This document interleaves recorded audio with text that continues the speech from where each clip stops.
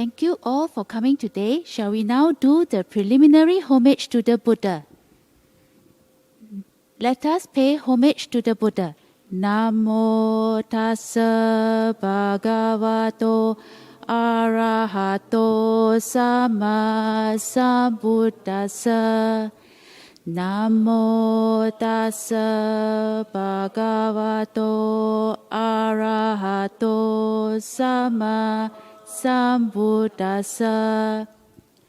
Namo tassa bhagavato arahato sama sambuddhassa.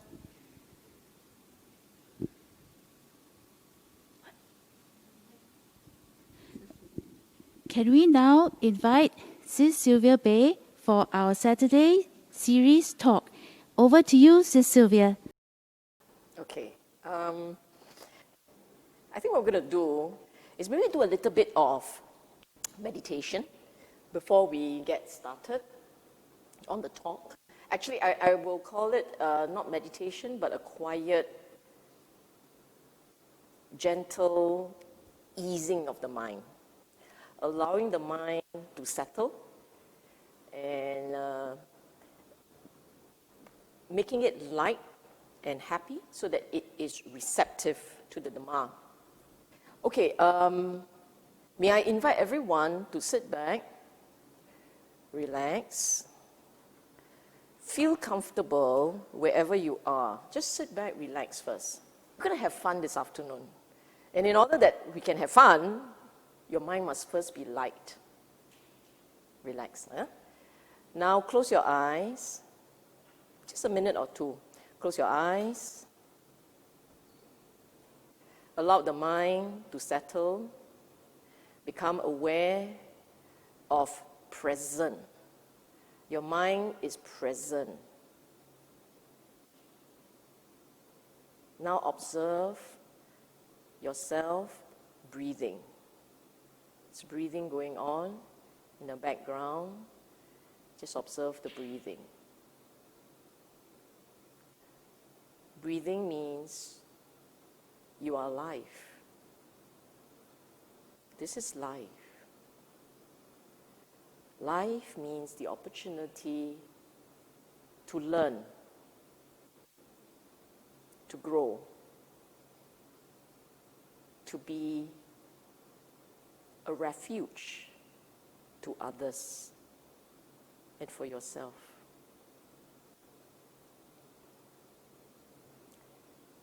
We have in this life all the blessings, all the right conditions for practice.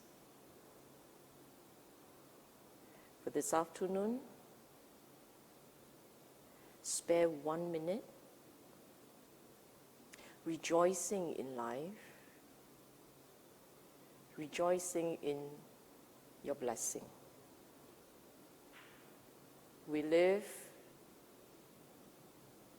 in an auspicious age where we still have the Buddha's Dhamma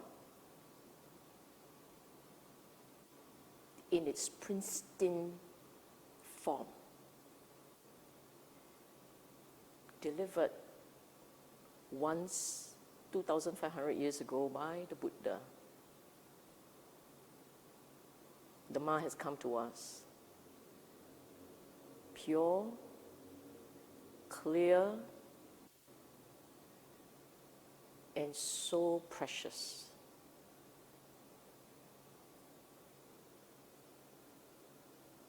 Take a bow, a mental bow, in gratitude. And if you feel joy from just this short sitting, say this in your mind. By the merits of what I've done in this short sitting, may all beings be well and happy. May I be well and happy. May my family and loved ones be well and happy. And then you come out of your meditation. This is a short one.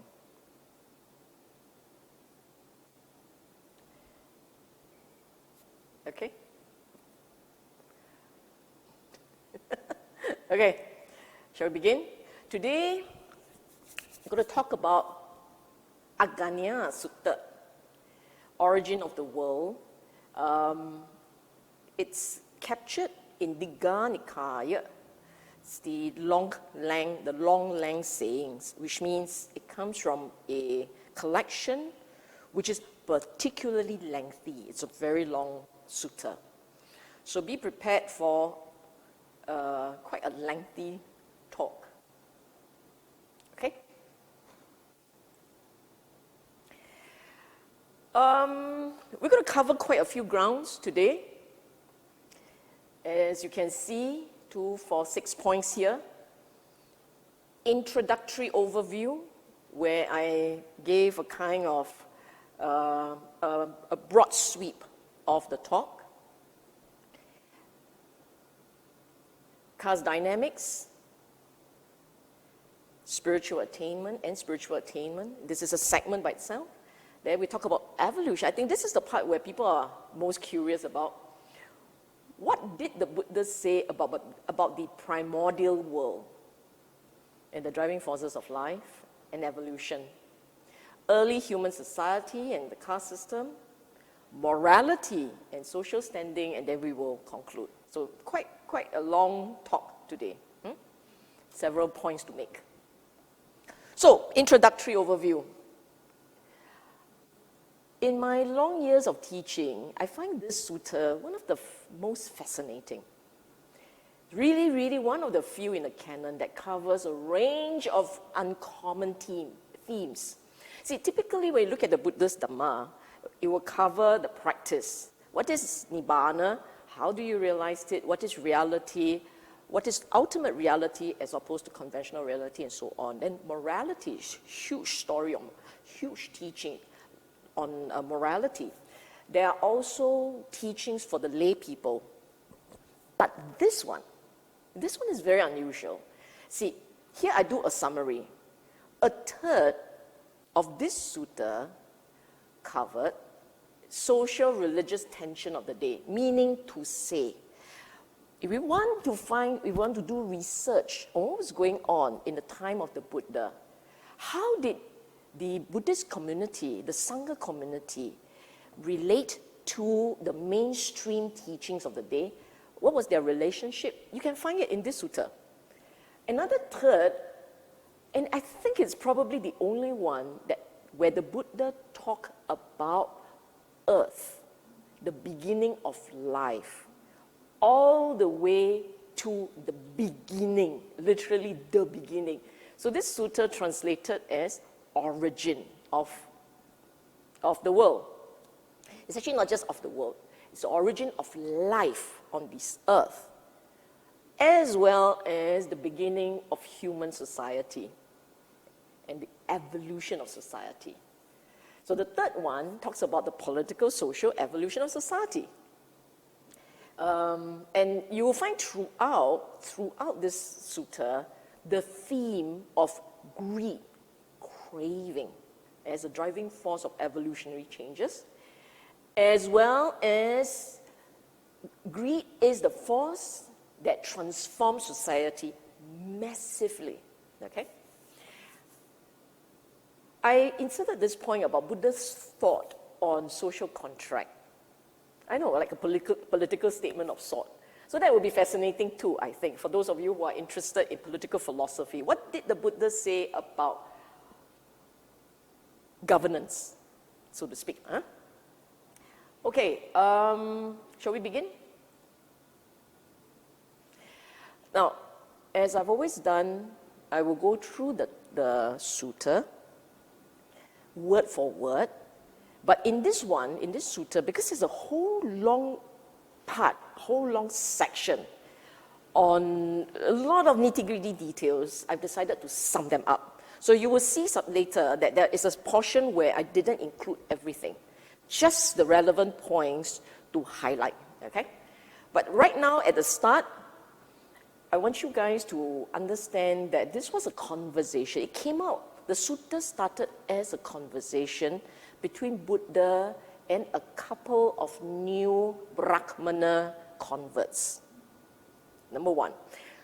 Two, interestingly, and it's very rare that for one of those rare times where it was Buddha who initiated the conversation. Correction, initiated the topic discussion.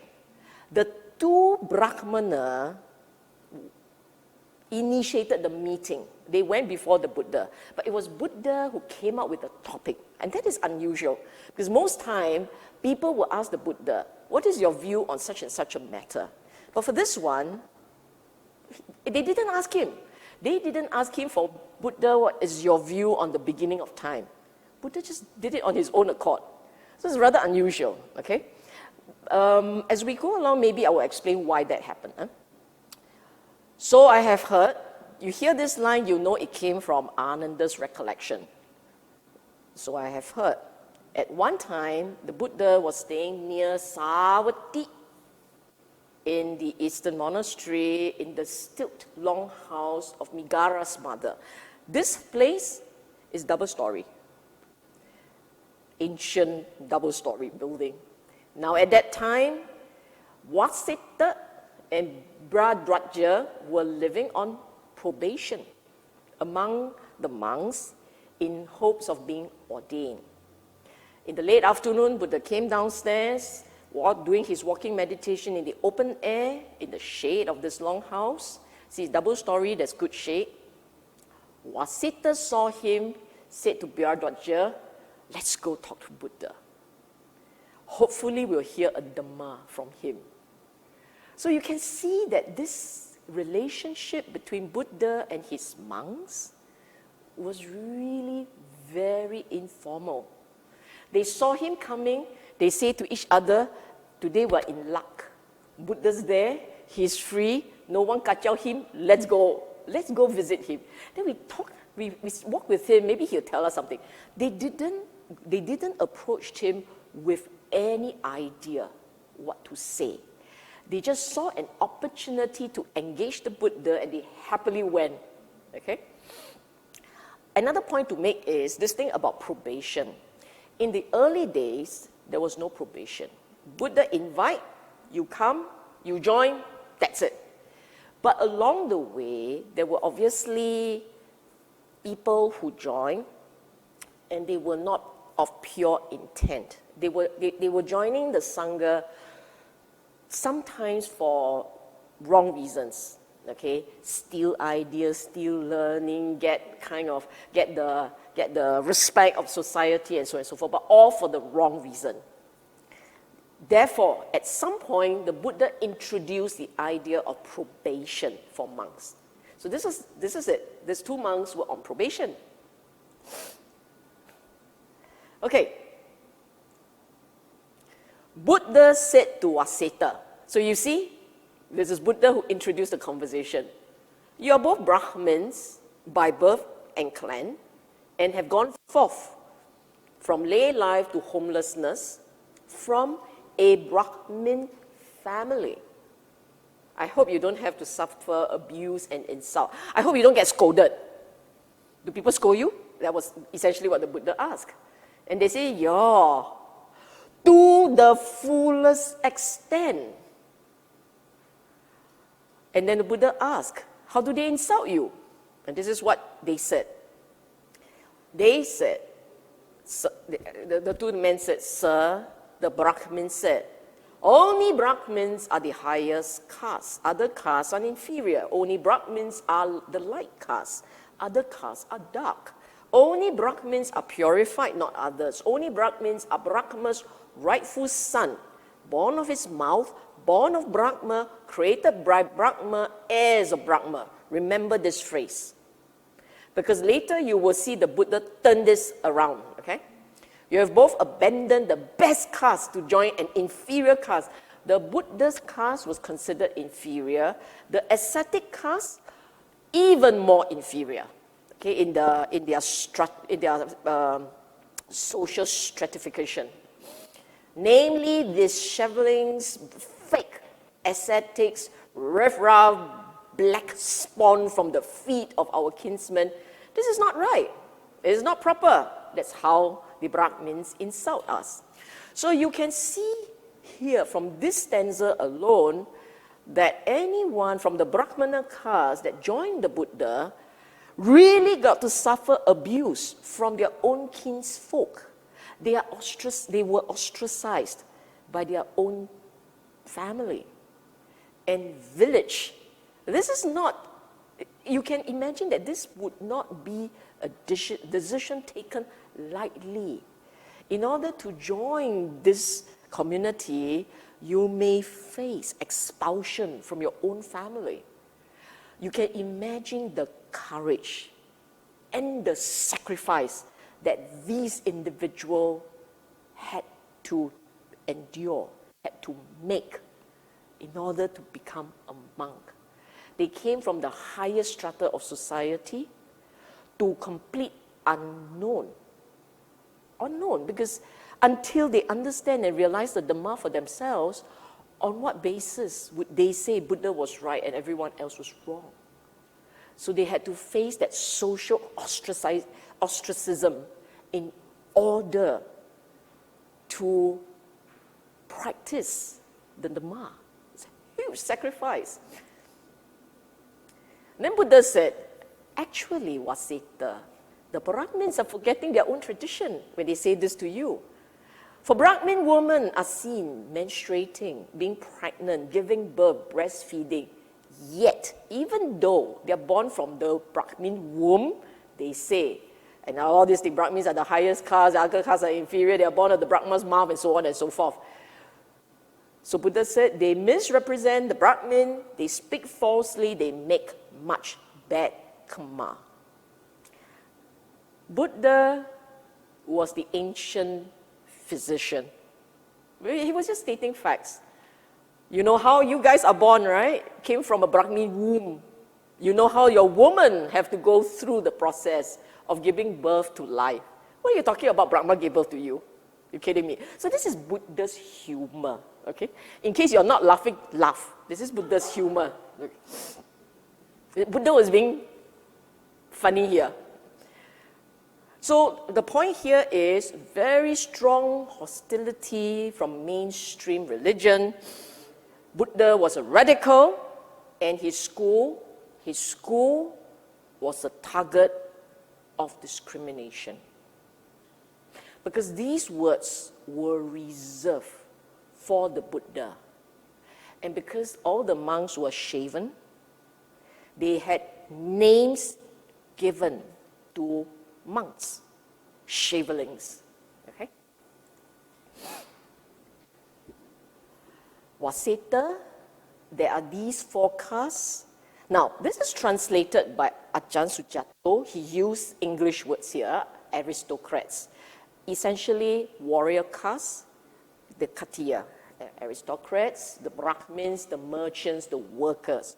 So some individual, regardless of your caste, you kill, you steal, you commit sexual misconduct, you use speech which are false, divisive, harsh, nonsensical, they are covetous and malicious, and they have wrong view, and all these things are unskillful and blameworthy, not to be cultivated, unworthy of the noble ones, and are reckoned as such. In other words, all these things that were introduced by the Buddha were not unique to the Buddha. It was a social convention of the day that perceived this also. In case you wonder that this 10 unwholesomeness, right, it's uniquely Buddha. Not really. It was something which even in those days, people already had an idea that all these activities are not good. No. They're unwholesome, unbecoming, not noble. There was that standard view. So Buddha did embrace some aspects of conventional morality. So these are actually conventional ideas of what's good and bad. And Buddha said, here the translation is sensible people, criticized by sensible people. In elsewhere, you see the translation criticized by the wise. The idea is there are people whom you will respect, that they are commonly respected, they are seen to be decent, good, wiser people, the elder, the wise elder of society. You take opinion of these people. It is not popular opinion. It is really the opinion of those worthy of respect by others. And that's where the Buddha was coming from. There are wise people who recognize that all these activities, through body, speech, and mind, all these activities are unwholesome. And acknowledged by others like that. Okay, so Buddha said, you have, regardless of your caste, one is capable of all these unwholesomeness. Regardless of your caste, one is also capable of all these wholesomeness. Refraining from killing, stealing, committing sexual misconduct, etc., etc. So your caste makes no difference to the quality of a man you are, a quality of a man or woman you are. And this point is important because many scholars, you would have heard me say this many times. Buddha's time, there were many, many schools. The ones that were captured within your Pali canon, right? Within our Pali canon, the ones that were captured are in the scores, okay? But in reality, they would have been the famous ones. There must be many more unseen. So it's like mushroom are proliferating everywhere, all the schools. But there were very few schools that emphasized hugely on morality. Buddhist school was one, and the other one was Jainism. Everyone else did not bother very much about morality. In fact, there were schools, many schools, that would actually say that morality is not important. There's no such thing as karma. Don't worry about it. You can do whatever you want. Kill, drink, steal, doesn't matter. Nothing happens. So there were schools that actually went as far as to completely disregarded karma, morality. But Buddha, look at just this, right at the start point, he was stressing, it is extremely important to be moral. Okay? And I added this line that said, a timeless, evergreen measure of worthiness by society. And this thing still applies today. If you think about it, right, typically when you flip through the newspaper, and you admire someone for his looks, for his wealth, for his material success, maybe his car, his lovely house, etc., etc. His many academic achievements, doctor this, professor that, emeritus that too. You have all these things. But the day that there is a report that this guy quarreled with someone in public, what happened to his reputation? You just think about it. You can have all measures of social success, but all you need is one episode of a social media bliss that you had quarreled in this vicious way in public, and suddenly the world will look at you through a different lens. So in reality, all those that people value are actually false measurement. The only real and true measurement, timeless, because through the ages is 2,500 years ago, you know. So the timeless measure of worthiness is morality. You look at the story of how somebody who earns very little and found a cachet of money and honestly return it, taking nothing. And the whole world go, wonderful guy, bring tears to my eyes. That's the way we are. So actually the reality is not how successful you are, you know. It's how people remember you by your words, your deeds, and the kind of a person that you are. Okay? So the next time you think of buying something massively so that people can admire you, just remember, morality is king. Okay, moving on.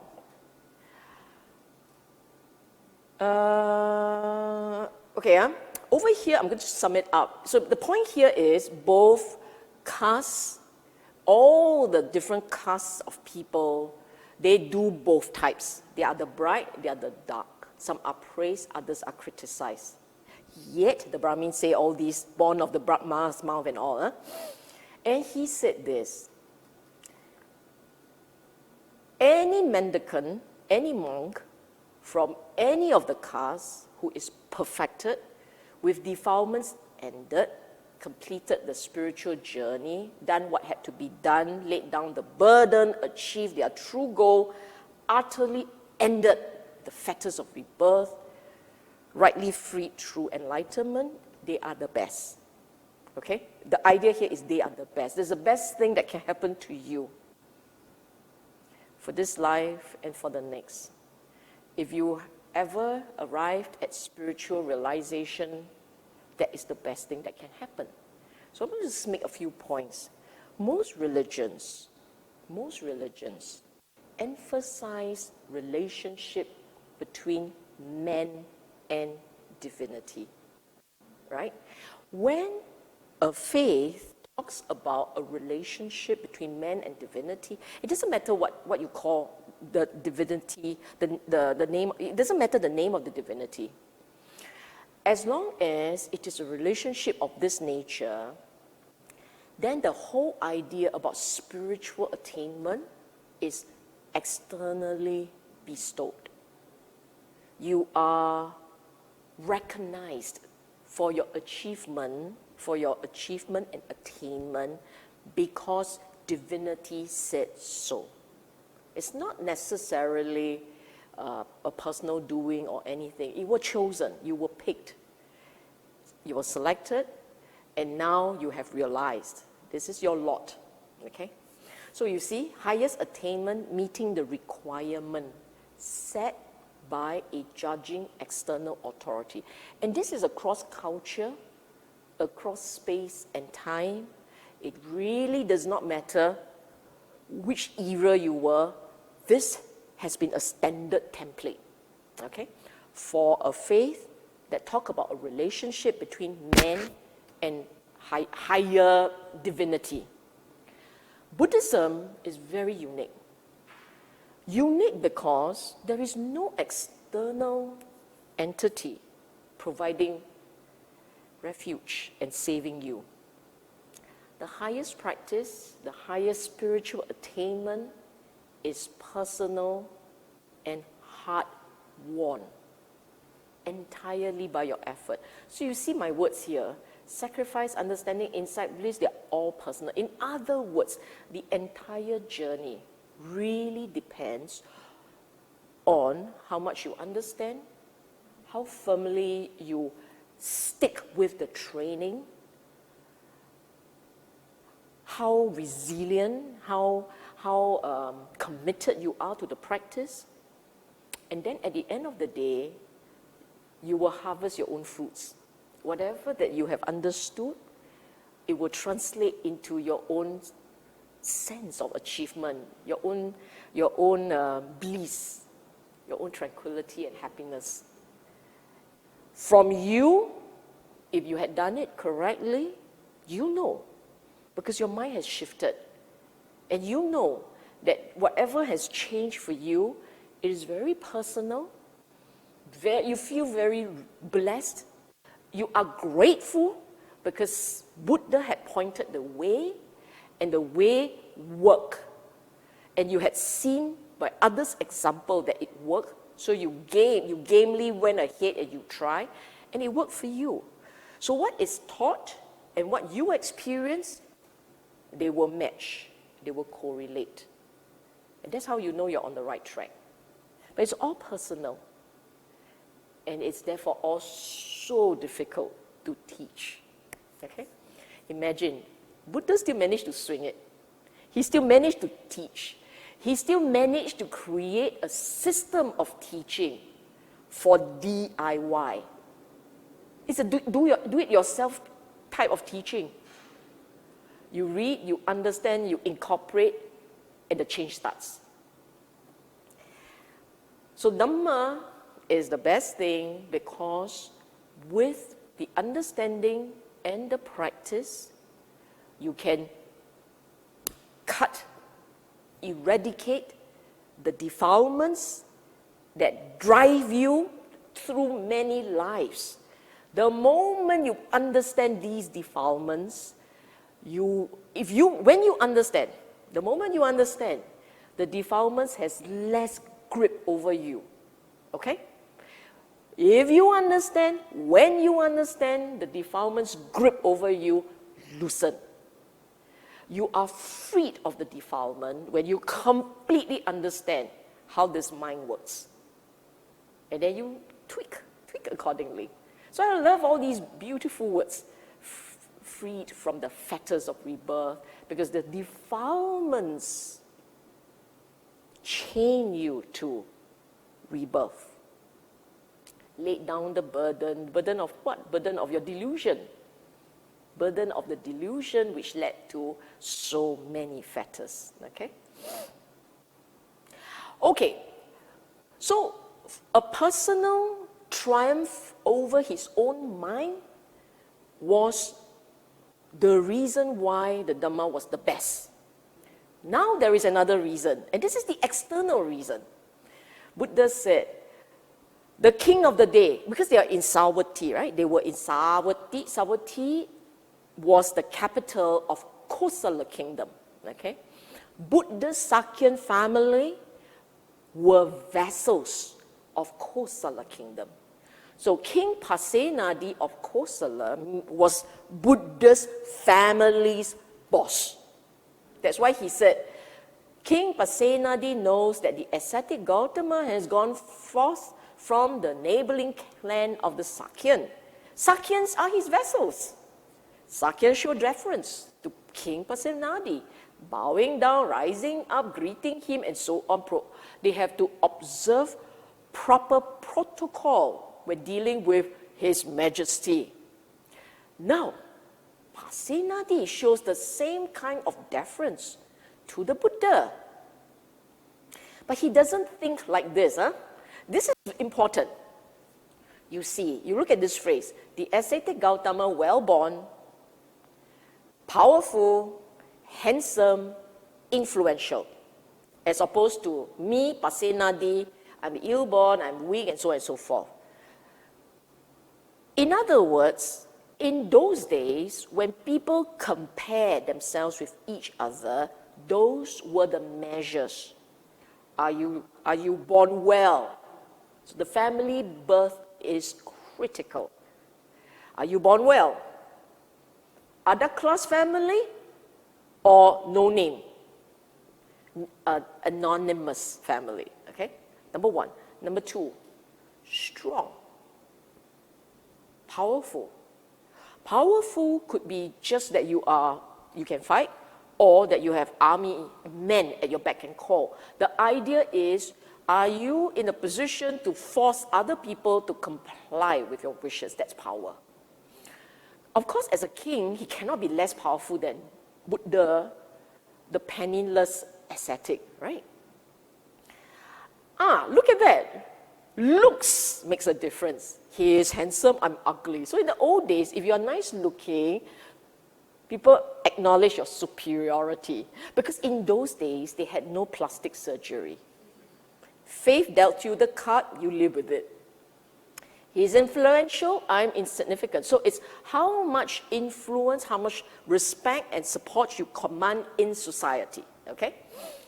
And Buddha said, it's none of these. It's none of the usual social measures for success. And yet, Pasenadi shows me respect. The point here, therefore, is that if you are one who lives by the Dhamma, you will command respect from society, even its highest ranking members. So that some of you will say, Buddhist, we're not Buddhist, we don't command. No, command Dhamma, command respect. Live by the Dhamma means you live by wholesomeness. If you are a good person, you practice a way of life where people can respect your choices because you are able to do things. You are able to make sacrifices that no one else can. The world will respect you for it. If you walk away from a fight rather than you continue engaging in war of words, you may think that, it shows that I'm weak. No, the world will respect you for strength. You have the humility, the dignity to walk away from a fight. You see what I'm saying? It's very strange. What the Buddha had said, it's when you sit back, you think about what he said, you realize that his words actually make much more sense than our normal, usual assumption. Our usual assumption, the habit, right, the proclivity is when someone pushes you, you push back. But here it's no. If you are living by the Dhamma, you will have humility and contentment and generosity and kindness, a giving nature, a loving nature, respectful person, a considerate person, and so on and so forth. And you ask yourself this, if someone in your midst have all these qualities, wouldn't you really respect this person? The Buddha was right, okay? We haven't come to the most exciting part yet. I know, everyone is like, get to the point. It's okay. I'm dragging this out for you. Huh? And here you have Wasita, Buddha said, you all have different names. I love this page. Okay, I love this page. I read it to you first because I really want to drag this out. You have different births, names, clans, gone from the lay life to the homelessness from different families. When they ask you what you are, you claim to be ascetics, follower of the Sakyans. But, only when someone has faith in the realized one, settled, rooted, planted deep, strong, not to be shifted by any other ascetic or Brahmin, God or Mara or Brahma or by anyone in the world, then it's appropriate for them to say.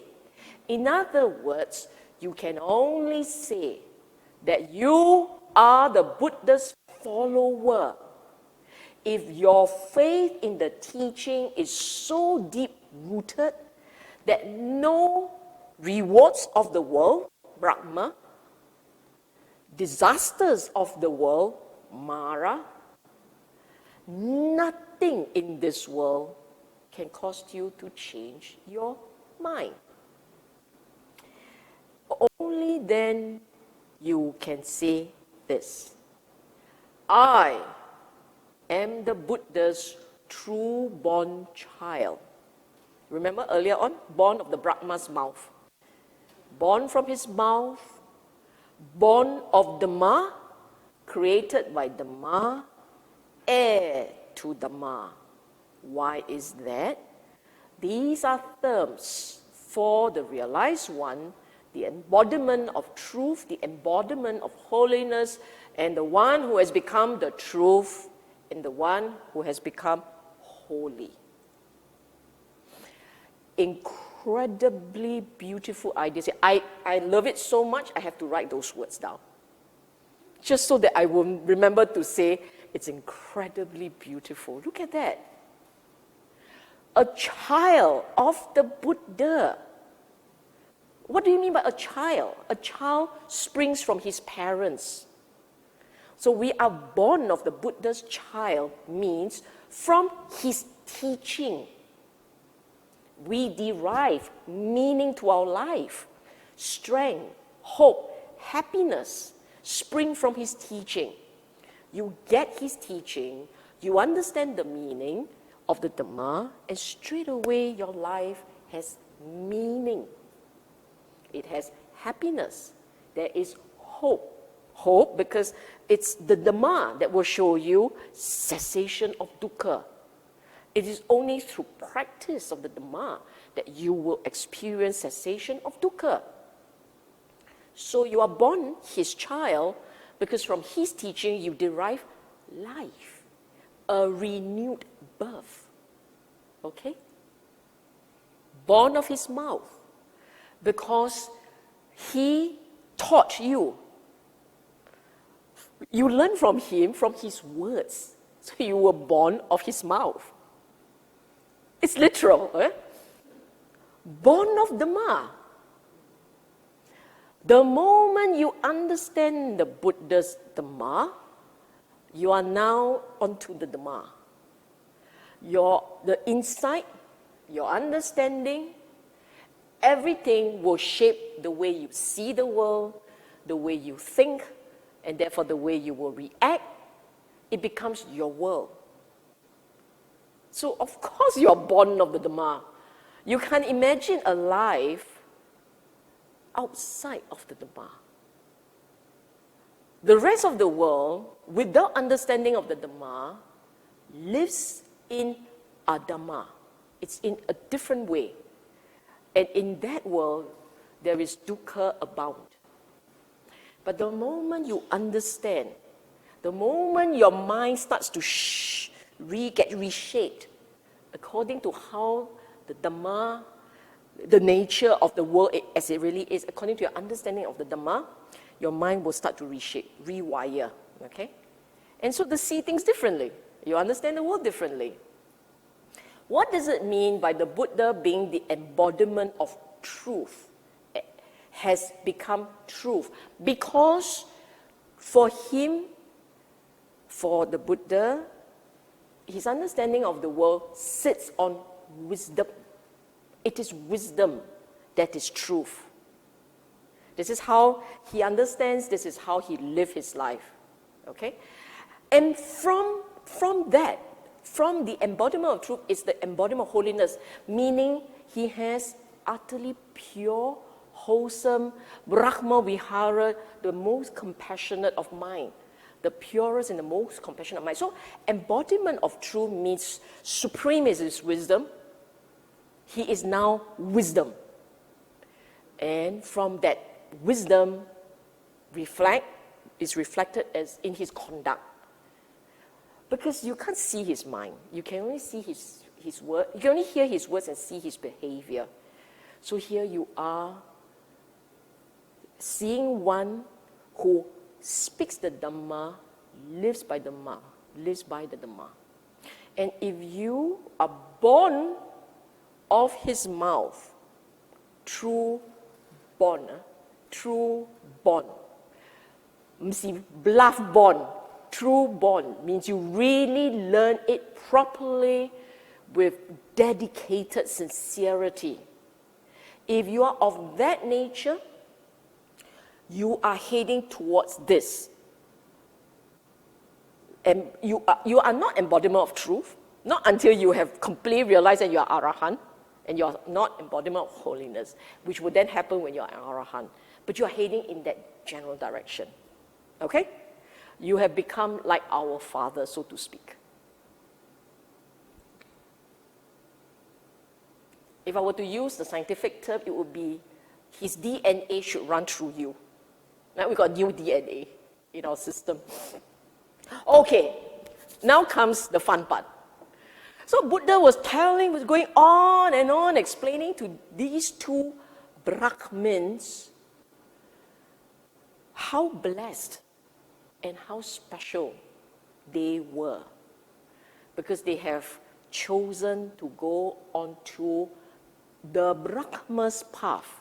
Because Buddha always used Brahma, which is the supreme highest being in their context, to show that one who is realized It is like the Brahma, okay?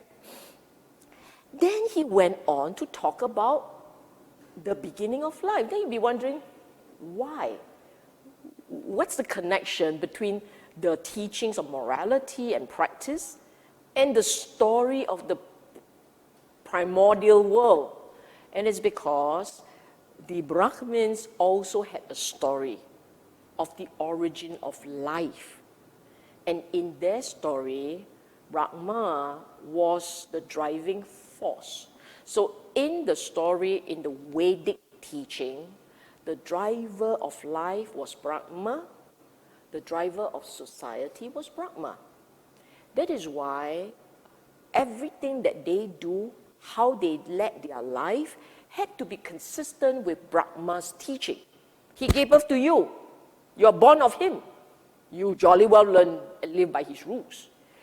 Buddha was making the point, see, he has really dispelled the point about Brahma being the start of it all. He had to provide an alternative explanation. So this is where it comes, this is how it comes to this. So the Buddha said, after a very long time has passed, this cosmos contracts. As the cosmos contracts, sentient beings, headed mostly for the realm of the streaming radiance, they are mind-made, feeding on rapture, self-luminous, moving through the skies, steadily glorious, and remain like this for a long time. Then comes a time after a very long period, the cosmos expands. As the cosmos expands, sentient beings passed away. They lost they passed away from the radiant deities, came back to this realm. They are mind-made, feeding on rapture, and so on and so forth. These two stanzas basically made a couple of very interesting points, okay? The point that I write there is the second one. But the first interesting point is this. Even the universe is not static, according to the Buddha. This piece of knowledge is completely unknown to man in his time. But today, the astrophysicists will tell you this is indeed the true nature of the universe. There's contractions, there's an expansion, and today, the, what do you call that? What scope? Hubble telescope, right? Has shown that actually the universe right at this point is still expanding, right at this point. But the time will come when the expansion will stop and it will contract. Now, you look at this point. He said they contracted, then they started expanding, which means our period now is the period of expansion. This is what the Buddha said. Okay, point one. Point two. He said that beings, consciousness, or whatever that you call it, consciousness, they were living on a different dimension. But a time will come when the conditions are right for them to settle back here in this dimension, in this terrestrial plane. Okay? So the point here is life did not begin on Earth. And Earth was colonized by extraterrestrial beings. What is really interesting is if you listen to the astrophysicists and the scientists talk about ancient world, their postulation, one of the postulations is that there was no life on Earth. That along the way, somehow life began here. And they speculated as to how that would come about, and one of which is the meteoroids that drop on Earth, bringing the necessary protein and DNA to land here, and then given the right conditions, they will start to evolve. That's the theory. But here you have someone, 2,500 years ago, having a very similar view. It's quite fascinating, isn't it? At least for sure, the Buddhist theory or the Buddha's exposition, it doesn't contradict what the scientists are gradually beginning to get it. Okay? Next. Along this is where I do the summary. Many things that he said. And one of the things that he said was there was a single mass of water at that time in his long exposition. And we know today that Earth started as one giant ocean, right?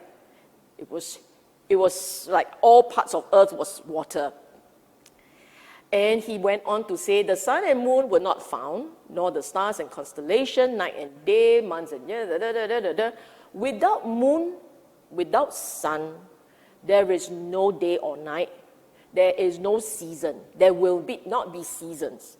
So the part about time and seasons change and all is really because Earth and sun, actually it was both sun and Earth that caused that there is a certain dynamic forces going on that leads to the Earth revolving in a certain way and rotating in a certain way and so on and so forth. I'm not a geologist, but my understanding is the Earth plays a smaller role, but it matters.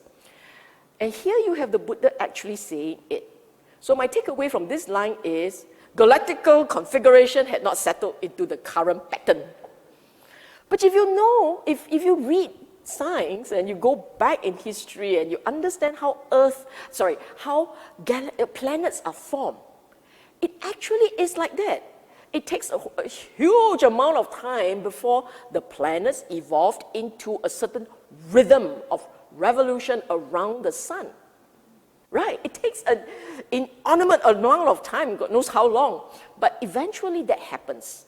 And then there's a certain pattern of behavior. So here you have the Buddha saying that in the earliest of days, there was no planet. Or even if there was some semblance of planet, it is nothing like what you know today. How would one know? How would he know? Unless he saw it for himself. Look at this next line. Primordial Earth was once a boiling cauldron and took a long time to cool. He said this, for a very long period, after a very long period, solid nectar curdled in the water. It appeared like the curd on top of hot milk as it cools. Then the sun and moon appear. Isn't it interesting? Because indeed, the baby Earth was a boiling place. You should go watch those documentaries that talk about History Channel and Discovery Channel. You'll see all these cute stories. And there were already beings, living organisms. Here, Buddha said, male and female beings were simply known as beings. There were life, simple organism, no gender. Why simple? You look at what they say here. Then those beings started to eat the solid nectar, breaking it into lumps, and when they did this, luminosity vanished to the extent the world had evolved once more. So the world was still changing, and the beings were sustaining themselves by eating off the environment. And as they consume nutrients of this environment, they begin to become more gross. Meaning to say, they went from more simple organism to more complex ones, okay? And as they consume, they became more and more complex. And it's very cute. They even had consciousness of sort. Because here the Buddha is saying that they are judging each other, more beautiful, they are ugly. This idea about physical appearance comparison seems to be, we think that is a very human trait. That only the human can recognize beauty and aesthetics. But actually animals can too. Animals amongst themselves know how to make themselves attractive to the sexual partner, right? anyone who watched animal shows will tell you, the animals know how to beautify themselves, and they also know where they stand relative to other males, right? The more colorful, the more vibrant the color, the woman or the female ones also like you. So apparently, all these interesting, simple beings also had that going on. And it goes on. And now, one of those beings was reckless. They tasted the solid nectar with their finger, enjoyed it, craving was born, and so on and so forth. So, here the Buddha was making the point that one critical reason for evolution was craving, thirst and craving. Now, I know that today our idea about evolution is actually the fittest, the idea that the strongest of the species will be able to procreate and therefore they can survive. That's the idea. But then the question is, what is this strength for? Why do you need this strength? The strength is so that you can draw your partners so you can procreate. But then how do you, why is it necessary for these animals, for these beings, to have that strength? It's not just for procreation. It's actually because within them, there is a thirst for survival. Here the idea is eating. Eating is survival. But if you take away the eating, it's actually survival. It's continuing, becoming, okay? And he went on to say that the solid nectar disappear, ground sprouts appear. The earth was drying up. Mushrooms appear. Where do mushrooms appear? On moist ground. Ground that is not dry, moist, got water, a bit of it, but not too wet.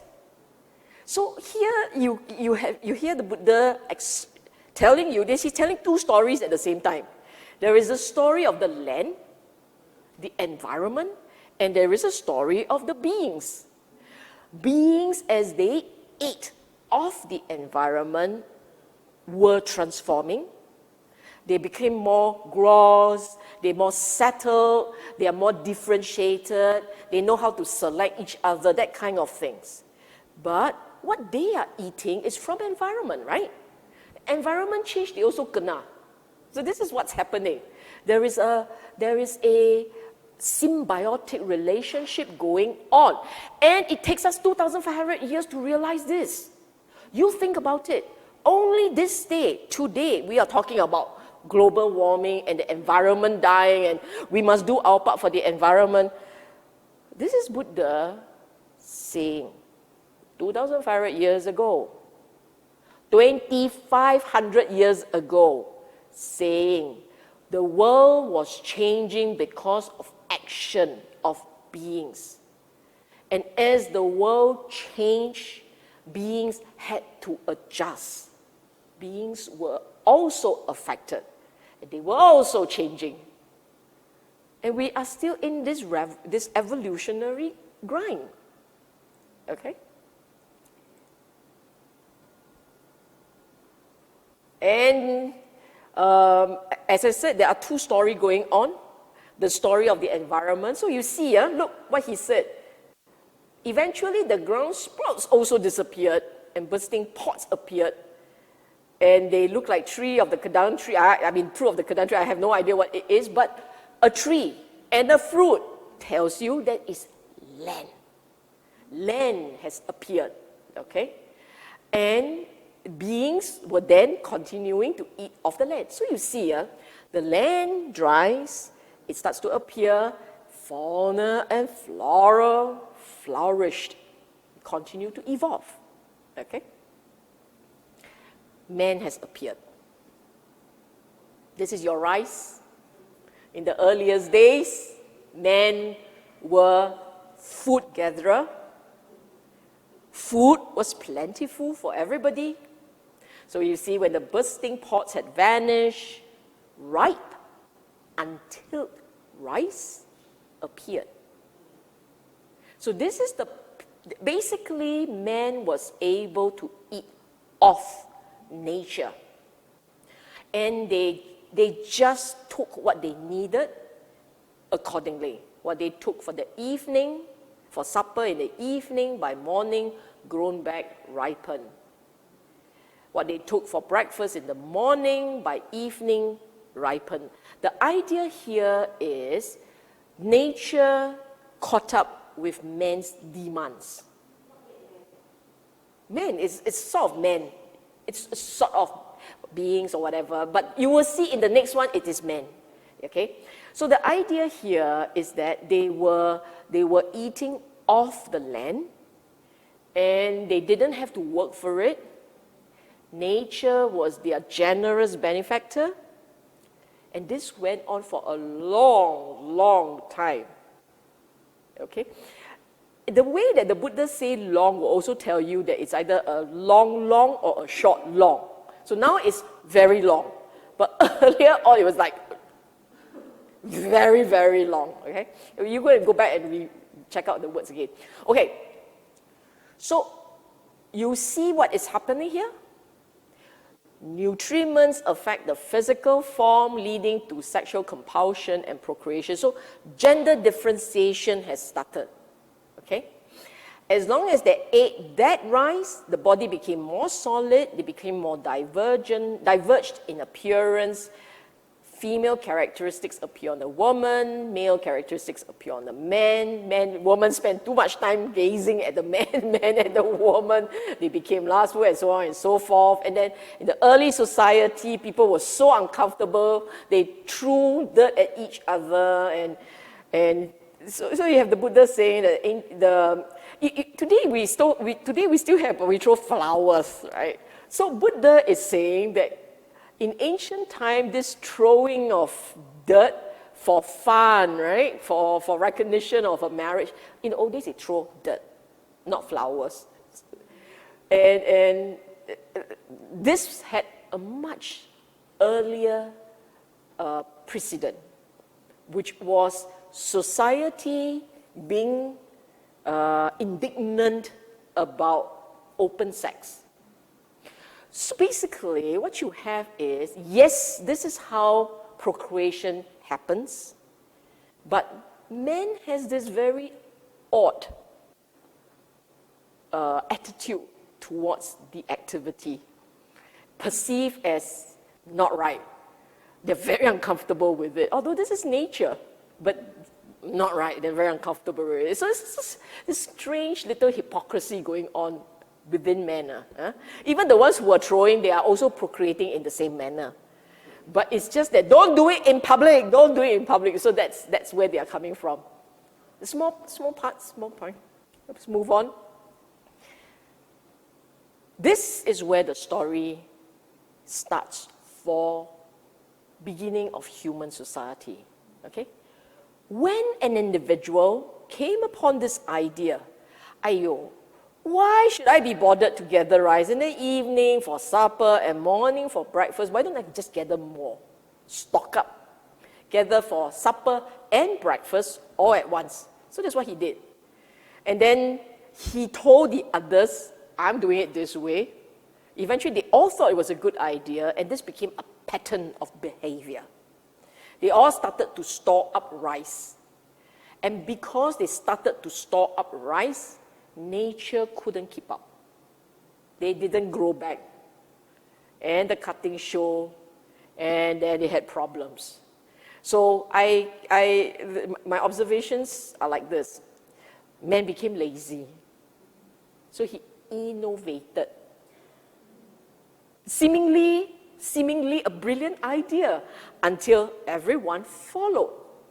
Right? Everyone followed.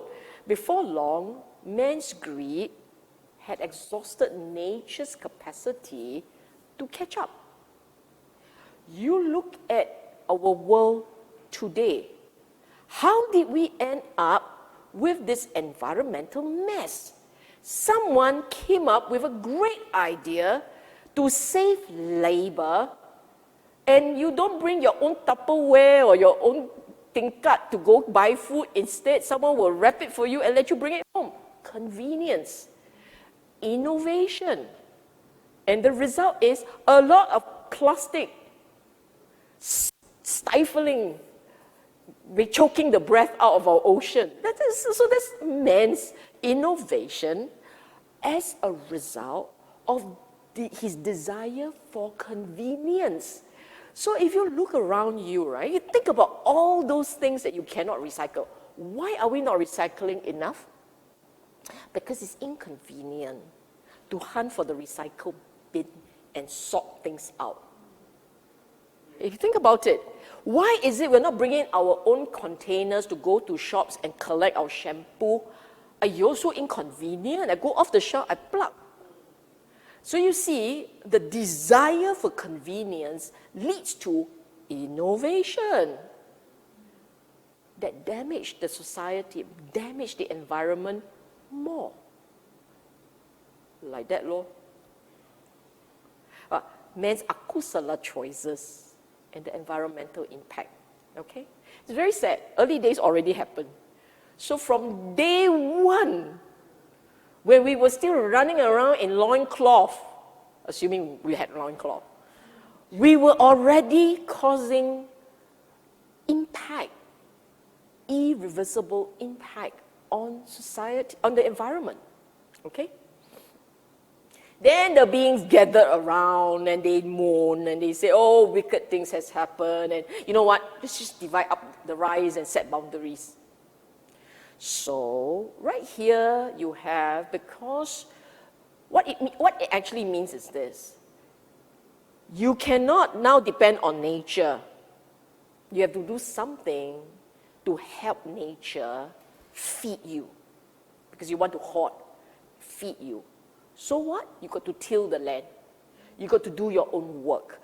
It is because of that, it's because of scarcity of resources that man needs to delineate private property. I till on this land, I work hard on this land, these are my produce, you cannot touch. That's the idea, okay? So food scarcity was a motivation for delineation of private property. Likely that we have the beginning of agricultural society. Then, someone got adventurous, here the word is reckless, while guarding their own share would steal others. Got greedy, they went to steal others.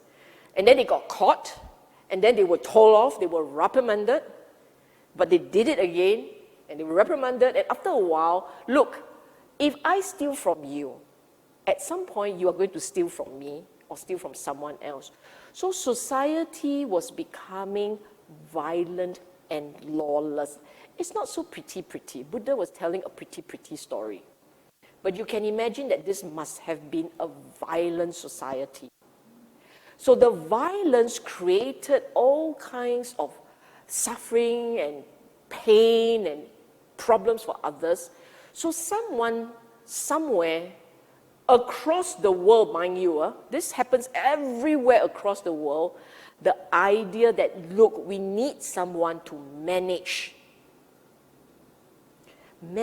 relationship, must mediate, arbitrate, and punish where it's necessary.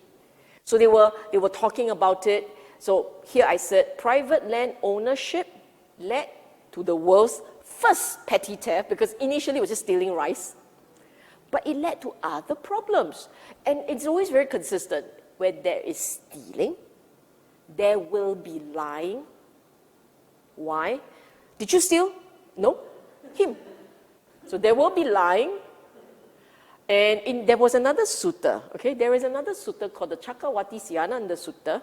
In that sutta, Buddha gave even more colorful storytelling of how society evolved from lawful society, from a lawful, stable, everything moving beautifully society, moving like clockwork, to a lawless society. He even showed that evolution, but this one doesn't, okay?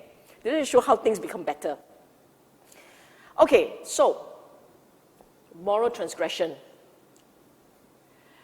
Then the beings came and they moan and they say, oh, this is terrible. Why don't we just elect someone?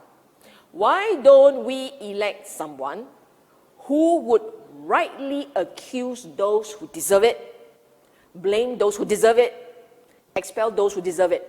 Why the word deserve it? Meaning there is a consensual agreement. It's a consensual one. They all agree that this is wrong and therefore you need to be punished. That's the idea. And we shall pay them with a fair share of rice. So they approach the fella who is the most attractive, good looking, lovely. Buddha used 3 words to describe physical appearance. Good looking, lovely, attractive. And 1 word to describe quality, hardworking. And said, come, good being, rightly accuse those who deserve it, blame those who deserve it, banish those who deserve it. So you can punish. But the punishment in the earliest of days was to throw them out of the community. And we shall pay you with a share of rice. Elected by the people, Mahasamato is the meaning, the first term specifically invented for them. So the first job created, invented in the world, civil servant. No, because look, because he has no time to till his own land and farm his own land, right? So they all paid him to work for them.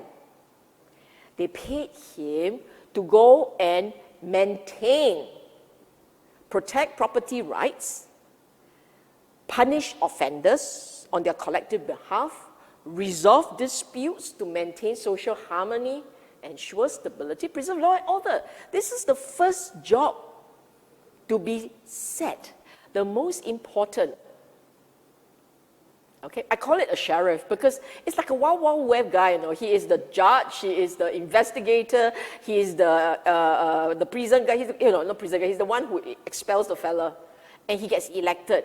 By the way, the sheriff of old was also elected by the people. It's the same idea. Okay, so there is a social contract. You see, the 2 things I want to highlight. The note means it's for myself. Note.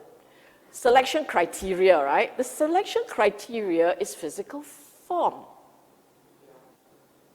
It tells you that humans are quite, even from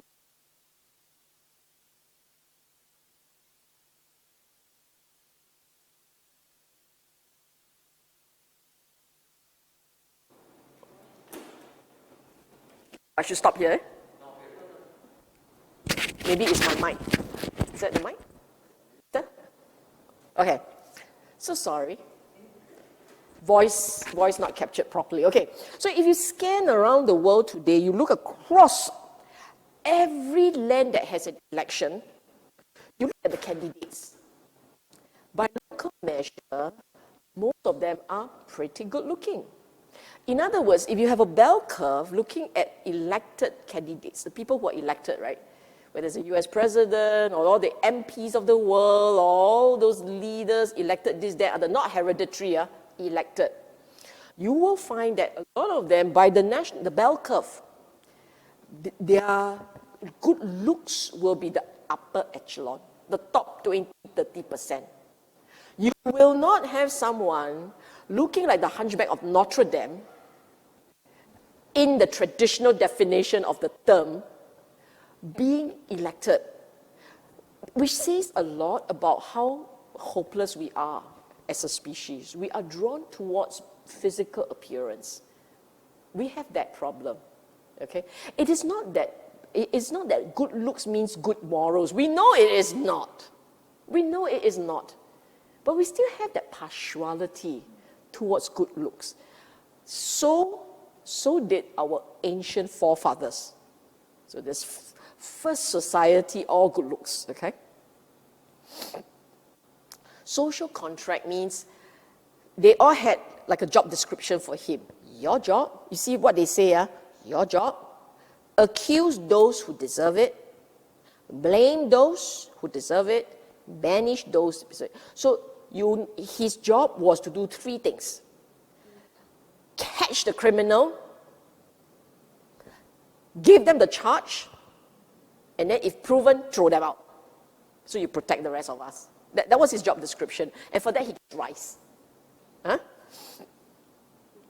Because at that time, they don't have salt. And salt came later.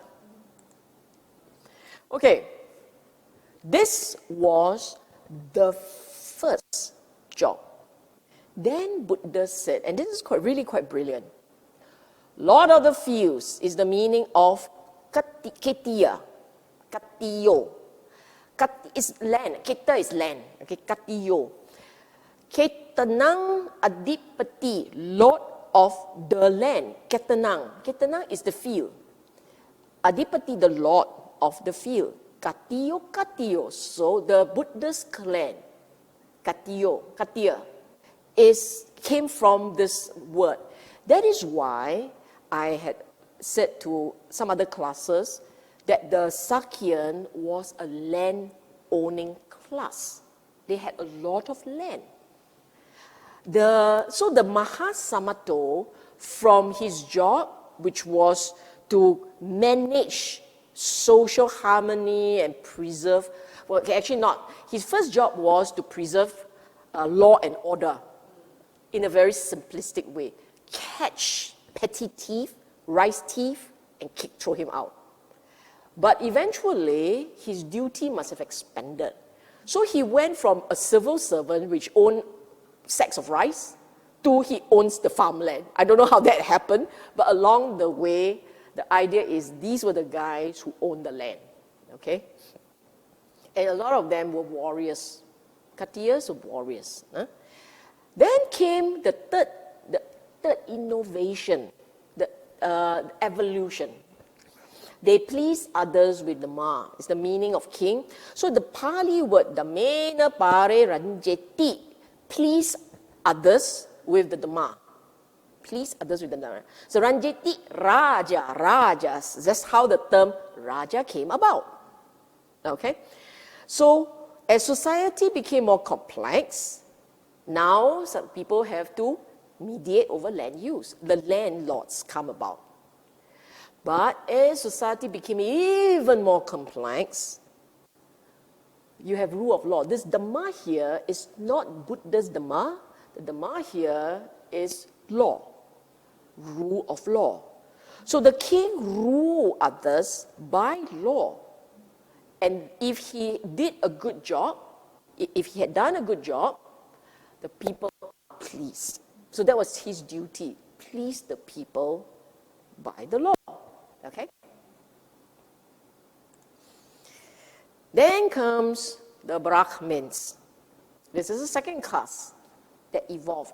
Buddha said there were a group of people who started thinking about how society had a moral degradation, decline in moral values. And then they started asking themselves, why don't we set aside bad, unskillful things? And so that was what they did. So the very first lot of Brahmin were society's best and most upright, morally most upright people. They were the ones who walk away from unwholesomeness. You see how society has turned, right? Because of private ownership, there were the beginning of all kinds of petty crimes which led to a moral degeneration. Society's response was to find someone in charge of representing the majority, representing the ones who wanted order, and throw out the ones who are not playing by the rules. That was the idea. But there was a group of them who started thinking a little bit deeper. And their thoughts were, it is not about how we organize ourselves. It's about how we have backslided as a community. And they were very disturbed by that. So the word Brahmana, according to Buddha, came from a bunch of people who were good people. the best of society. That's why for generations they were still honored as the best of society. Okay? Papeka akusale dhamme bahan titi.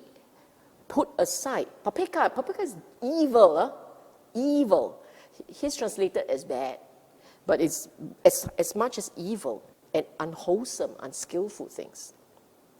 So these individuals, they built, some of them, lived hard in the wilderness, they meditated, they no longer light fire, they no longer cook meals, and so on and so forth. They live separate from, the whole idea about not cooking your own meal means you're living separate from society. And then you must then depend on society to feed you. They are ascetics in the tradition of the Buddha. And I said people were very impressed. I just sum up a lot of words and say they were impressed. Okay? They meditate. Is the meaning of the word, is the meaning of meditator. Okay, the word is jayako. Jayako means meditate. And this term jayako was specially invented for the Brahmins who meditated. Okay? From the second group, meaning they were the Brahmins. Brahmins basically meant people who were good. Society's most righteous. And one of them moved aside to contemplate and cultivate to be even better. Sila preceding samadhi. Huh? The reason why the word jayako come about is because of this. Ajayako. Because in the Buddha's time, there were actually a whole bunch of people who were jayaka. Also the ascetics, but the hopeless ascetics. The Buddha see them no up kind of ascetics. Okay?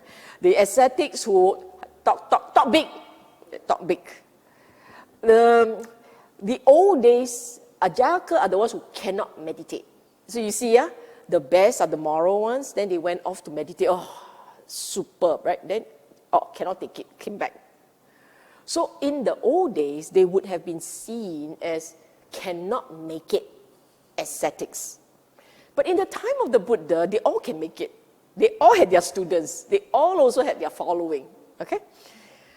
So you see how in the old days people would say, they come down, these beings unable to meditate in the leaf huts in the wilderness, they come down and they compile texts, meaning your second hand grapher. You don't meditate. So these are not practitioners. Now, a point to note here is this.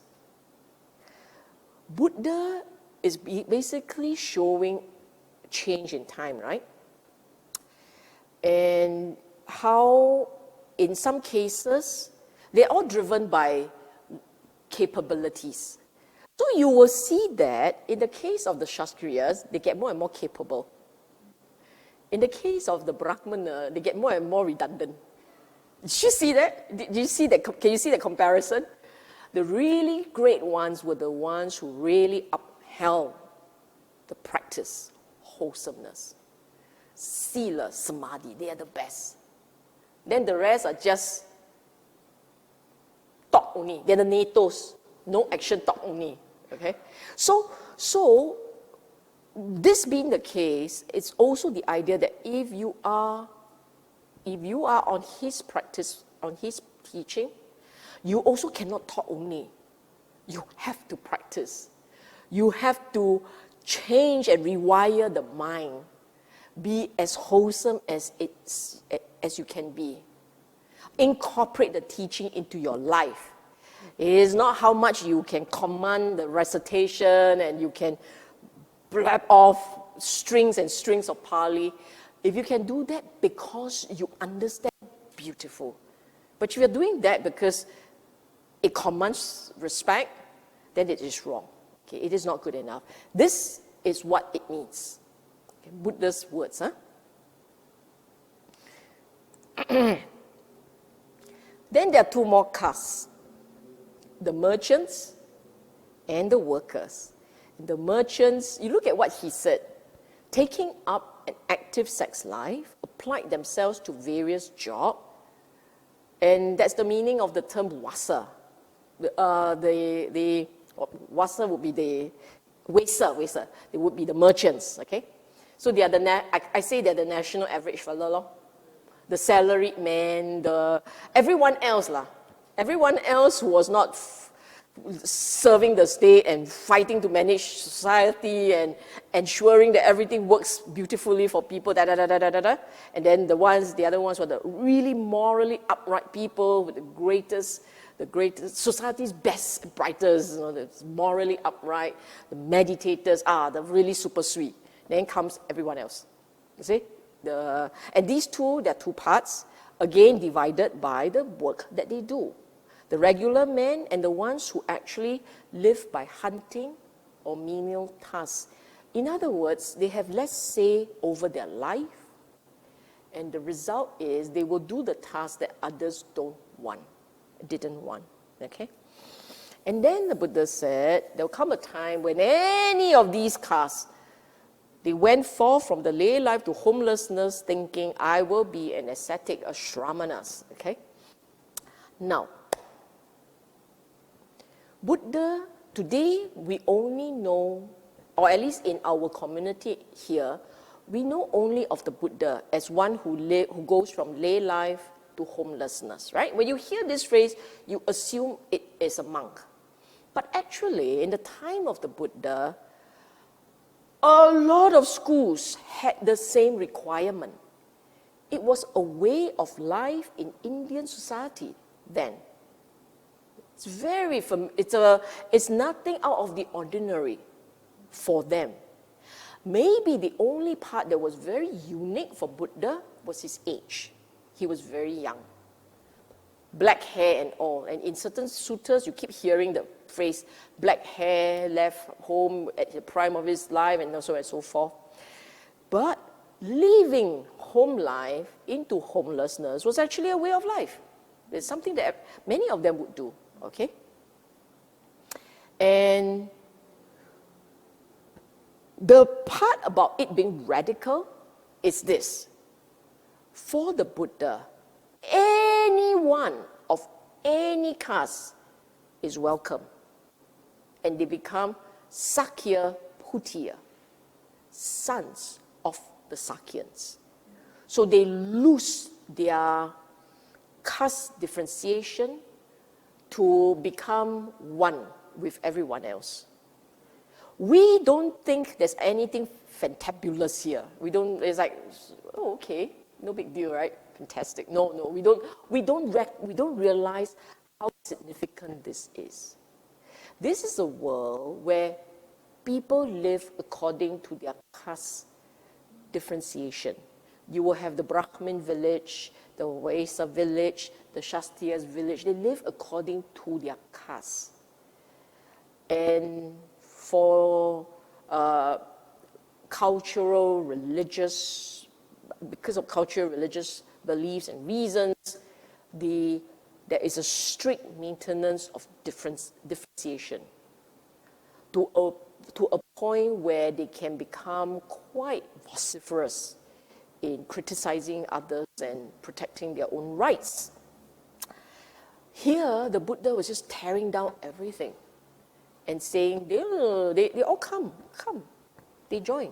And when they join, they're the same. So this was very special. Okay? We're nearing the end of the talk. An aristocrat, a Kshatriya, a Brahmana, Vaishya, the workers, ascetic, they may do bad things by body, speech, and mind. They have wrong views, act out of wrong views. Because of that, when their body breaks up after death, they be reborn in a place of loss, a bad place, the underworld, in hell. If they do good, then they will, when the body breaks up, they will be reborn in a good place, in a heavenly realm.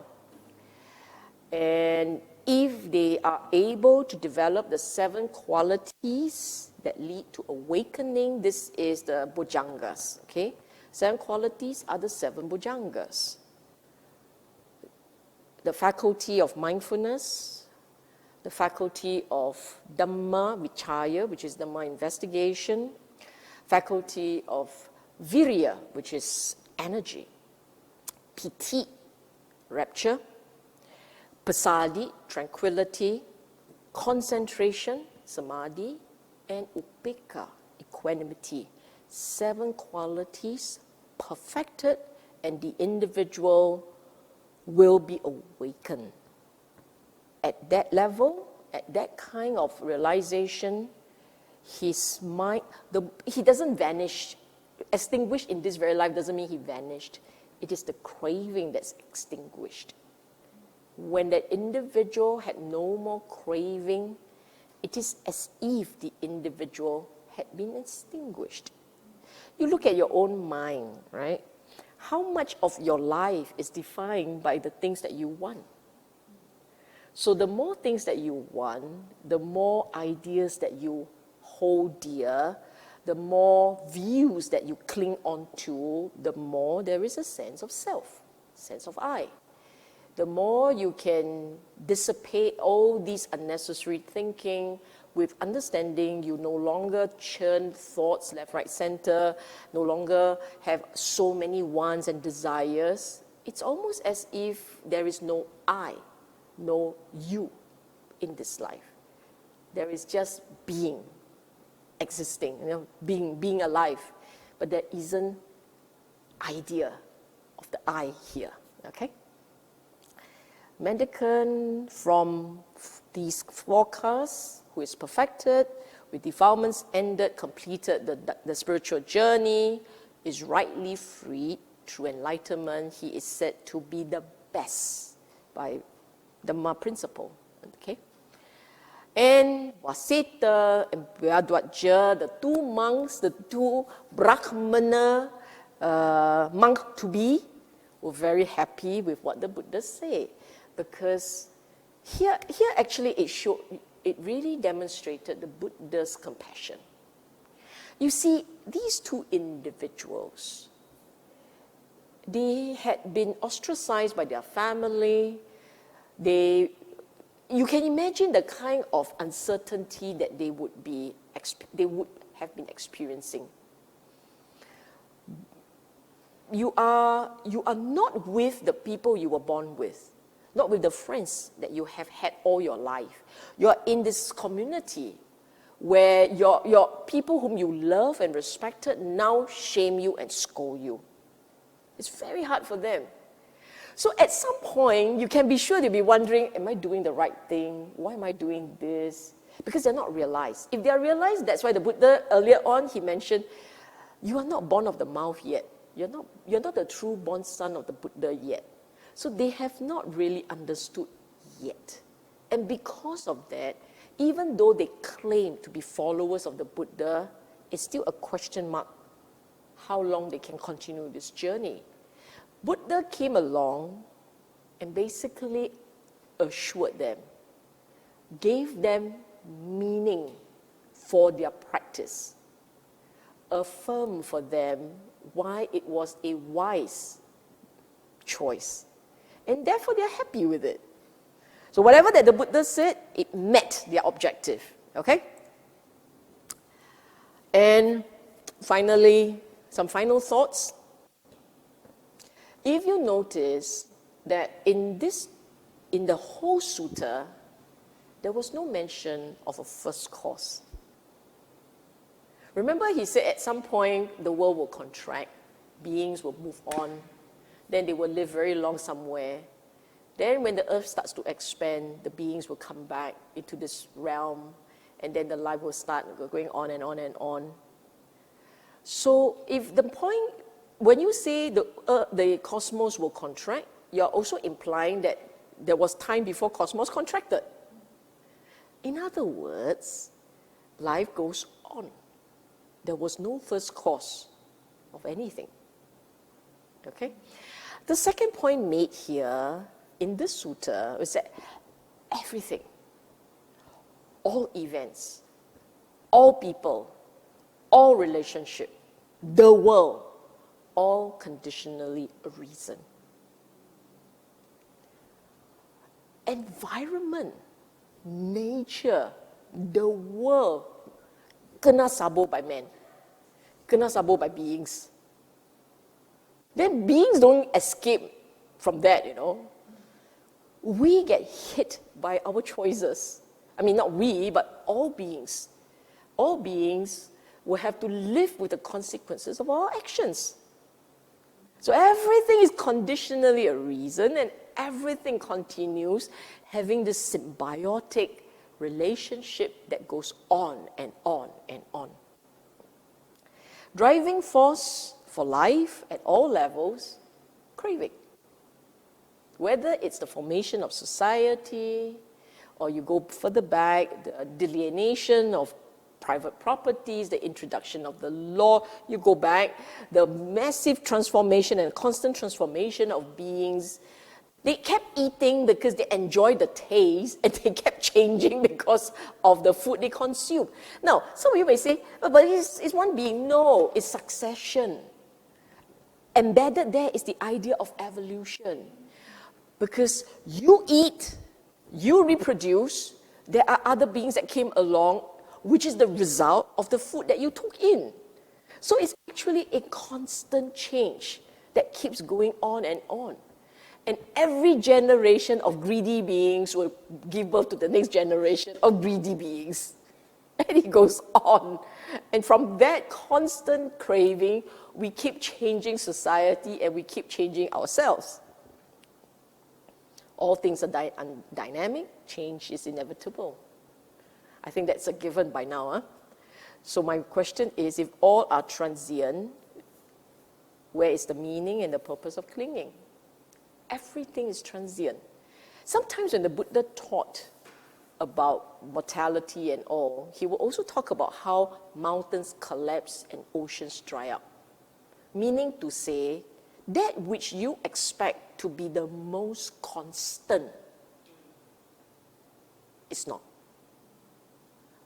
What more our mind and our puny life? Okay? So that's the Aggañña Sutta. Thank you, Sis Sylvia, for the fantastic talk. Can we all say sadhu 3 times? Sadhu, sadhu, sadhu. Thank you, Sis Sylvia. Can I please offer the first question? It is, what would the Buddhist response to non-Buddhists be when they ask if Buddhism is really a religion, if there is no God?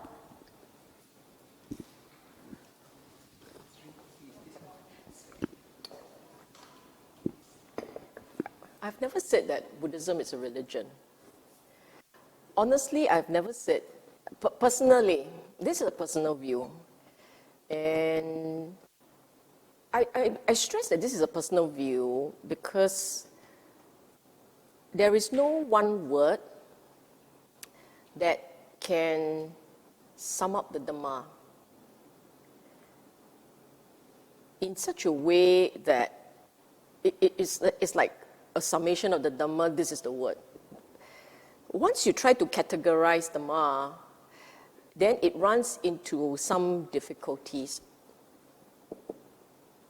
It will run into difficulties because every word that you have, every concept that you have, whether you call it a philosophy, a science, what else, way of life, every word comes with it a baggage of ideas in people's mind. So when you use a word to sum up the Dhamma, what you will end up unwittingly doing is causing others to come straight away from that angle, and that angle only. So you say, Dhamma is philosophy, and then straight away the mind goes into, okay, what's a philosophy that I know, and philosophy is like this, so Dhamma is like that. I don't want that kind, I think it's not fair. It is really quite incomplete to have a word to say this is Dhamma. Okay? Having said that, I will not answer the question directly. I have never said Dhamma is a religion. Buddhism is a religion. Dhamma is not a religion. It's way more than science and philosophy and a way of life. It's like all of the above, depending on the individual. For me personally, Dhamma is reality. To me, Dhamma explains the reality of the world, how the mind works, how the world works, and what is meaningful, what is most precious in life for me. I thought that the word gem is nice. It's really precious. So, no, I wouldn't even say it is not a religion. Religion for me means a relationship between man and divinity. It means a set of rules, do's and don'ts, and principles as defined by reality. So the person asking the question is correct. In a religion, there is a God who set in place certain rules and expected conduct, the rights, the wrongs, the whys, explanations, everything is set within that religion, and people play by the rules established within that religion. And as he or she rightly pointed out, Buddhism has no God, and so to me, straight away, this is not a religion. It's far more than that. Okay? Thank you. Dear Sis Sylvia, earlier you mentioned that Buddha teaches ultimate and conventional truth. Is ultimate truth referring to the non-existence of the permanent independent self, and conventional is referring to the operation of cause and conditionality of an impersonal process of 12 dependent origination No. and the workings of the mind factors? That's the first part. No. Buddha didn't teach conventional reality. Conventional reality is how the rest of us experience reality. We, the world, typically react to our perception of the world in a certain habit, certain way. And we do that because we perceive the world in that way. So what is this way that we perceive the world as, right? One, very common things. You know, this thing about living as if we can live forever, a certain assumption that we are, even though mortal, but choose to ignore that. So the natural instinct of the regular person is immortality. We will never die tonight. We will never die. We will wake up tomorrow. That assumption will color the way we see world and relationship and choices, make choices. And you just take this alone, right?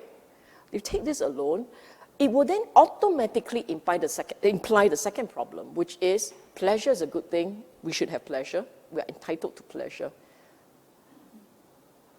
From these two comes the third one. There is a self. There is an I. It stems beyond what you will perceive as transient moments in time. There is a permanent I beyond what I am doing and experiencing right now. This is conventional reality. And even though you may think you understand Buddha's teaching here, it doesn't mean that when you are reacting to the world or when you are engaging the world, that baseline, the lens, it doesn't mean the lens is any different. If the lens were any different, you will not react. When someone say you will just let it pass and go. It's a transient voice. Even if there is a feeling that arises and it's unpleasant feeling, to you it's a feeling, there's a transient point. It will change. So when you are very, very aware of mortality, when one is very aware of mortality, when one lives with full awareness that death can be any moment, can you imagine how your life will change? You just imagine how your life will change. And it doesn't have to be your life, you know. What if you're living with someone who is going through that? Your life will change too. And if you say, oh, but that's an awful way to live, why do you think the Buddha said impermanence, once you see impermanence, you will understand dukkha? Indeed, it is a very dukkha way to live. But why? Nature is such that we all die. Why is that more dukkha? Because then you can no longer hide behind delusion or illusion. You can't hide behind the assumption that no worries, death won't come knocking until much later. So in the meantime, let's have fun. Let's just enjoy. This is our entitlement. You can no longer have this kind of delusion. So ultimate reality is living without the distortion of the regular mind. That's realizing ultimate reality. And so it is not what you know, but how it affects the way you see things. We all have been learning Four Noble Truths, Eightfold Path, Tilakkhana, dependent origination, karma, and so on and so forth. We learn all these things. And many of us can I don't know, rattle it off in Mandarin, in Pali, in Sanskrit, and so on and so forth. Not just English. And you can have many consciousness and many cetasikas and so on and so forth. You can have a lot of ideas, a lot of everything. 5 aggregates, rattle them off. But if none of this made any imprint in shifting the lens through which you see the world, then you haven't changed. You are still trapped in conventional reality. I love this little story, this beautiful story of a lady, a young girl, early teens, and so young and so inconsequential that history has forgotten her name. But history remembered that story. The Pali Canon remembered that story. This young girl who's known as the weaver's daughter, who died quite prematurely in her teens. But for 2 years, I think, 2 years or 1 year before that happened, that incident, before her death, she happened to hear a talk by the Buddha. And in that talk, the Buddha urged everyone to constantly reflect on mortality, constantly reflect on death in the next breath, so to speak. This girl, young though she may be, was very conscientious. She spent the entire period, I cannot remember 1 year or 2 years, but it's the entire period. 24/7, 365, right? Entire period really reflecting on mortality. And by the end of that, Buddha realized, could solve for himself, well, she's ready. She can penetrate the Dhamma. Made a special trip to this village, this inconsequential village. Went there, made the whole hall of elders sit and wait with him for the girl to appear. The girl was very excited, but she had some family errands to run, so she was late. And she thought she would miss the Buddha's speech until she got there and realized that everyone was in silence waiting for her to appear. She came, and Buddha had this very mystical conversation, this cryptic exchange with her. Do you know? Do you not know? You know? You don't know? It was like, oh, and the answer was no, no, no, yes, yes, no. One of those funny things. So the first one was, do you know? And she said, I don't know. Where did you come from? I don't know. Where are you going? I don't know, she said. Do you know? I know. Do you not know? I don't know. So it's like the last part, it makes no sense, right? And then the Buddha said, explain to others. Where did you come from? She said, Buddha knew I came just from my father's house, so he surely is not making conversation and say, where are you from? He actually wanted to know, where was my last life? Where did I come from a last life? And then, where are you going? When you finish this life, what's next? And she said, I don't know. And then the one on do you know is, are you aware of impending death? And so she said, yes. The last question is, do you know exactly when that would happen? And she said, no. So I know death will come, I just don't know when. And that was the, do you know? You don't know? That was that cute part. But the point about this story is, you have to do a lot of work very seriously, very conscientiously, to be able to shift that lens such that the mind no longer operates in delusion, but instead has this clarity, this assumption that the next breath may be my last. Because when the mind lens shifts in that way, then the way that you treat people, the way that you react to the things that happens outside of you, the way that you receive the information and you react to the information changes. Your priorities in life changes.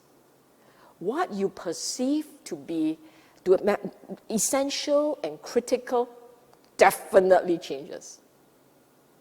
If you know that you have only 1 year, you're not going to spend your time doing some of the what you would call waste time things. You will do what's necessary. And that is reality as is. The reality of life and the mind, and more than that, you go even further into looking at your 5 aggregates, typically known as 5 aggregates of grasping. These 5 aggregates of grasping, to perceive them as impermanent, suffering, dukkha, and not self. And when you get to a point where the mind begins to really internalize deeply, clearly, that indeed the aggregates are not self. When that happens, in the way that you see people and the way that you see things happening to, you receive input, in that manner shifts. You will not have the same kind of knee-jerk reaction. Pleasure and joy, when all the 4 pluses are in place, you know, the vicissitudes of life, the 4 pluses are in place. When the 4 minuses are in place, you won't have that. You will ride, because everything is transient. Okay? Thank you, Sis Sylvia. The second part of the question, I believe you more or less answered. It says, in the sutta, a lump of foam, Buddha said that the 5 aggregates are hollow, insubstantial, and empty. So, does that mean even the conditional process is also without a core, without essence, without a self-essence as well? Yes. If that's the case, the processes are not conventional truth. Appreciate if you could help to guide Correct. the reflection. Thanks so much for all the teachings. Correct. Your processes are as they are. It is your perception of the processes that is not conventional truth. The processes are just the processes. There is no truth or not truth or whatever it is. They're just processes. But in the way that you perceive your aggregates and you own the aggregate, you will take each aggregate and feel territorial, feel invested in the aggregates. It's that point that means the mind is caught up in a delusion.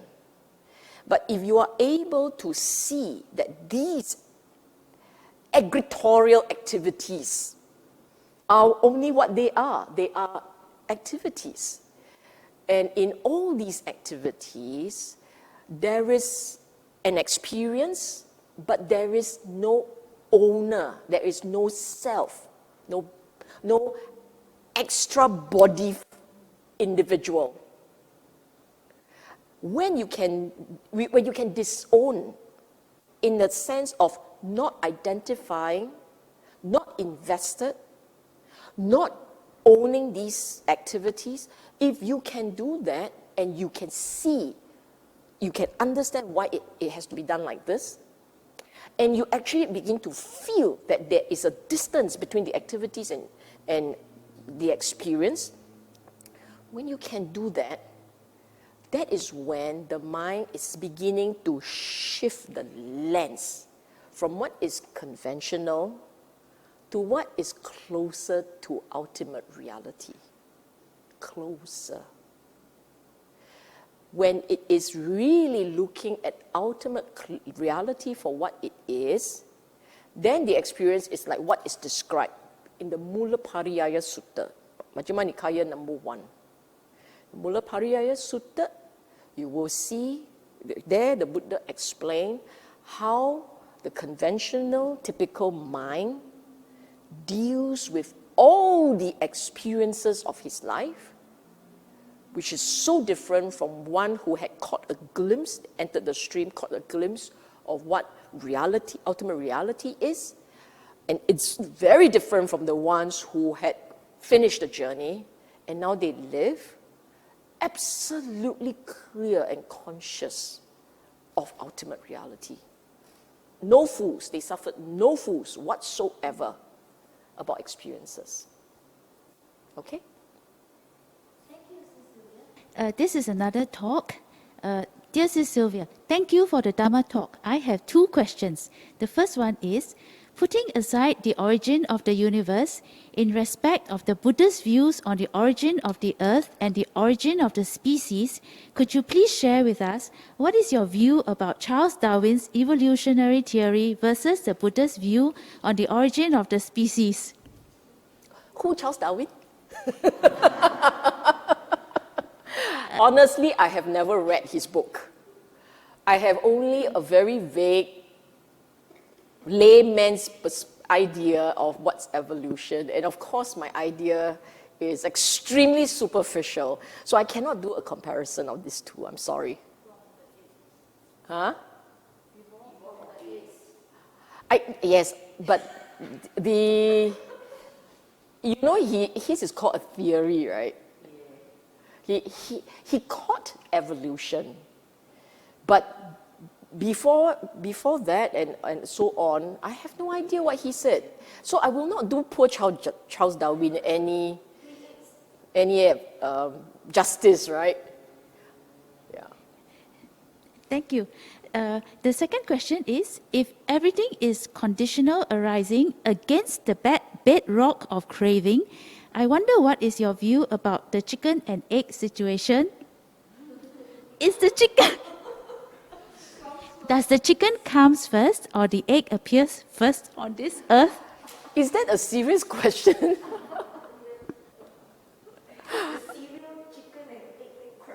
No, actually, this is my final point. First point, there is no first cause.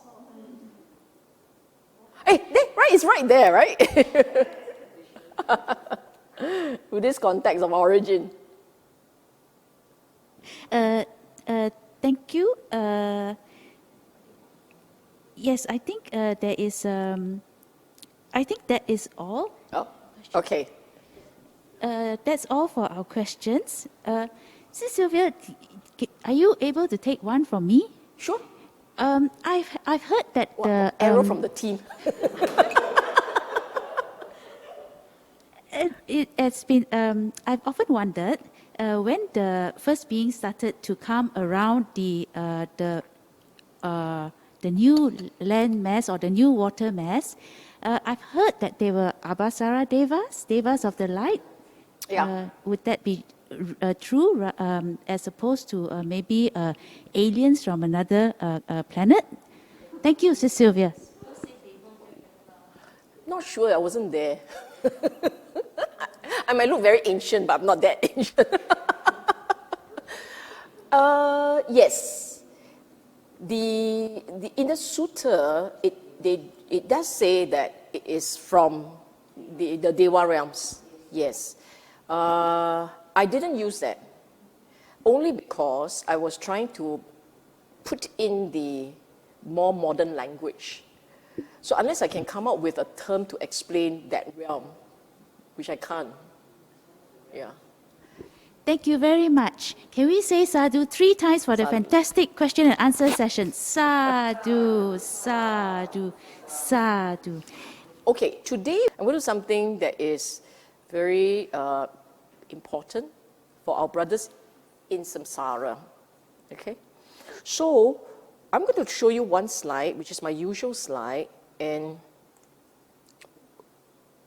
I would like to invite everyone to pay very close attention to the words here. Because if we do it together, collectively, and we do it well, paying very close attention to the words, and it brings out a lot of joy in you, then you can help us in the next 2 slides. Okay?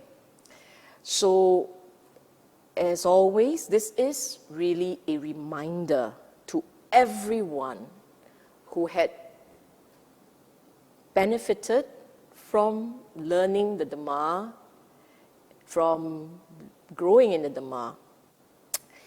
So, as a reminder, if we have all had joy listening to the Dhamma, please remember to honor our teacher by putting into practice his first teaching to our community. That is to be chaga.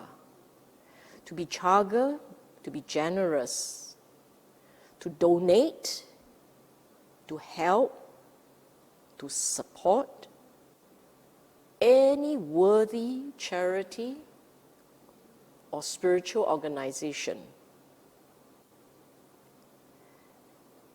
We must never take for granted the blessings that we have enjoyed in this life. As our forerunners had done it right by us, we must continue the good work for those who come after.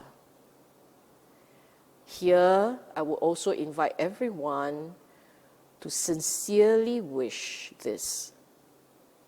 May the Dhamma last long. May we continue to enjoy supportive conditions for learning and practice, and may we never deviate from the true teaching, Yawa Nibbana, as long as life lasts. I believe that a lot of you at this point will feel deep gratitude to the Buddha, a lot of joy. So now I ask for your help to do this with me. I want to invite everyone to share merits, bring out your merits, the joy that you feel, the gratitude that you feel, all the wholesome mental energy. Bring it out because they are very meritorious. We are going to share them in memory of Rodney Xiao Kok Ming, who is the husband of Sister Evelyn Tan, a BF member. And also another I call it a samsara brother in samsara. Eddie Fong Zhong Sing, who passed away yesterday at a very young age. May they both be well and happy wherever they are. May they continue their life's journey and return to the Dhamma. May they have the conditions to learn the Dhamma one day and be able to taste the joy of Nibbana.